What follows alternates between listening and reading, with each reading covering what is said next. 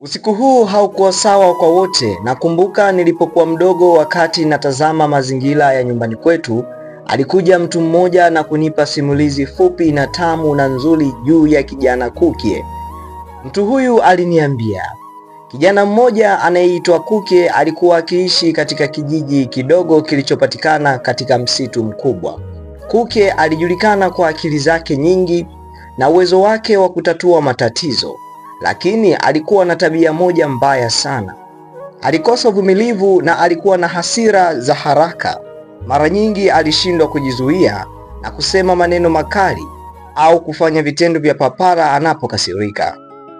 Mtu yule, kabla hajaendelea na hii simulizi fupi, aliona nina mashaka machoni pangu, ndipo akaamua kuniambia na kusimulia hii simulizi ili ujifunze. Simaanishi wewe una hizi tabia.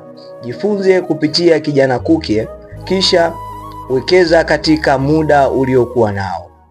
Yeye aliendelea kwa kusema, siku moja kulikuwa na tatizo kubwa kijijini hapo kwa kina Kukie. Mto unaotoa maji ya kunywa ulikuwa umefurika na maji yalikuwa yamebeba uchafu mwingi na kufanya yasiwe salama kwa matumizi ya kawaida. Wazee wa kijiji walikusanyika kujadili jinsi ya kusafisha mto. Kukie kama kawaida yake alitoa wazo lake haraka huku akisema, tutafute mimea fulani yenye sumu na tuitupe kwenye maji ili kuua vijidudu. Mzee mmoja aliyekuwa akiheshimika sana kijijini hapo kwa kina Kukie, aliyejulikana kwa jina la Mzee Hamisi, yeye alikuwa akisikiliza kwa makini sana. Pia alikuwa akisubiri hatima ya maneno ya kijana Kukie. Alitabasamu kwa upole na kusema, wazo zuri Kukie kijana wangu, lakini je, tumezingatia matokeo ya muda mrefu? Je, mimea hiyo haitawaathiri pia wanyama watakaokunywa maji kutoka mtoni au hata sisi wenyewe baada ya muda? Kukie, kwa kuwa hakupenda kurekebishwa, alikasirika haraka na kujibu kwa ukali, kama huna suluhisho bora basi kaa kimya, tunahitaji maji sasa. Mzee Hamisi hakujibu kwa hasira. Badala yake alimtazama Kukie kwa utulivu na kusema, kijana wangu, maisha ni kama mto huu.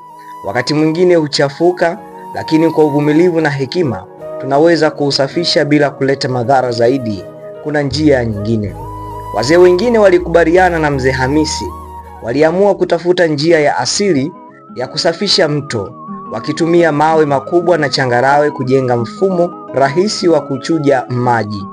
Ilichukua muda mrefu na juhudi kubwa, na Kukie alikuwa akinung'unika sana mwanzoni, lakini polepole aliona jinsi wazee walivyokuwa wakifanya kazi kwa bidii na bila kuchoka, bila kujali ugumu wa kazi au maneno yake ya ukali. Mwishowe maji ya mto yalianza kuwa safi tena. Yalikuwa safi zaidi kuliko ilivyokuwa hapo awali, na hata samaki walionekana wakiogelea kwa furaha. Kukie, aliyekuwa akishuhudia yote, alijisikia aibu sana kwa tabia yake ya awali. Alimwendea Mzee Hamisi na kusema, samahani mzee, nilifanya makosa. Nilikosa uvumilivu na nilikuwa na hasira za haraka. Nimejifunza somo kubwa kutoka kwenu. Mzee Hamisi alimpiga Kukie begani kwa upole na kusema, ni sawa kijana wangu, kila mmoja wetu hufanya makosa. Muhimu ni kujifunza kutoka kwayo. Yaani uvumilivu, hekima na staha ni maadili muhimu sana maishani. Yanatufanya tuone mambo kwa undani zaidi na kufanya maamuzi bora. Kuanzia siku hiyo Kukie alibadilika. Alianza kuwa msikivu zaidi, mvumilivu, na alijifunza kujizuia kabla ya kusema au kufanya jambo lolote. Alianza kuheshimu mawazo ya wengine na alijitahidi kufikiri kwa kina kabla ya kutoa maamuzi. Kijiji chote kilifurahishwa na mabadiliko yake, na Kukie alikuja kuwa kiongozi mwenye hekima na anayeheshimika sana hapo kijijini kwao, akijua kwamba maadili mema ndiyo nguzo kuu ya maisha yenye amani na mafanikio.